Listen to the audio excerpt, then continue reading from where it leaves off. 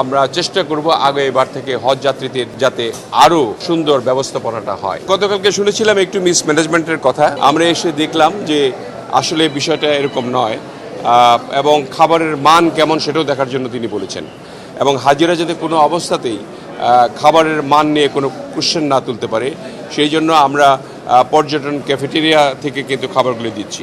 খাবারের দাম সম্বন্ধে একটা কথা ছিল যে দাম খাবারের বেশি, এটা 140 টাকা প্রথম দিকে নির্ধারণ করা হয়েছিল।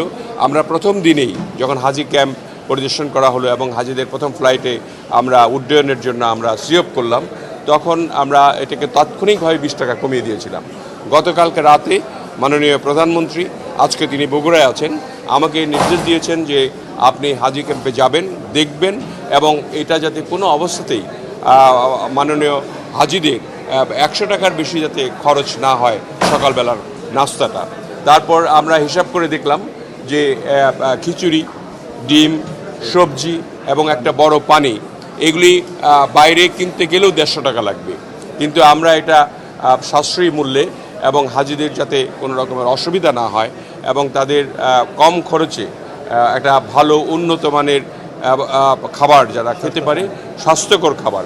আমি নিজে ক্যাফেটেরিয়াগুলো ঘুরে দেখলাম যে ক্লিননেস, তাদের যে হাইজেনিক, এটাকে দেখার জন্য মূলত আমি ক্যাফেটেরিয়াতে ঢুকেছিলাম।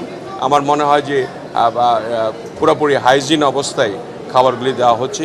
গরম খিচুড়ি, ডিম, পানি, সবজি সব মিলিয়ে হাজি সাহেবরাও ওনারা খুশি যে 100 টাকায় এই খাবার এটা সুলভ মূল্যেই বলা চলে। সেই জন্য আমি আজকে এসে নিজে পরিদর্শন করে গেলাম।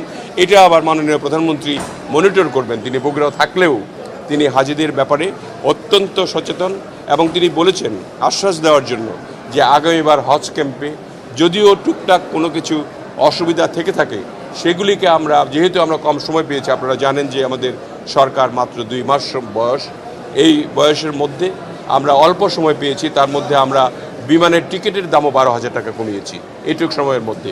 আগামীবার আমাদের বিমানের দাম, টিকিটের দাম অনেক কমবে, এবং হাজিদের কিভাবে আরও দাম কমিয়ে সুলভ মূল্যে, যেহেতু তারা জমি বিক্রি করে সঞ্চিত টাকার অনেক কষ্ট করে সঞ্চয় করে সেই সঞ্চিত টাকায় তারা হজ করেন এবং আল্লাহর ঘরে গিয়ে দোয়া করেন দেশের জন্য, নিজের জন্য, আমাদের পরিবারের জন্য। আমরা সেই জন্য আমরা চেষ্টা করব এবার থেকে হজ যাত্রীদের যাতে আরও সুন্দর ব্যবস্থাপনাটা হয়।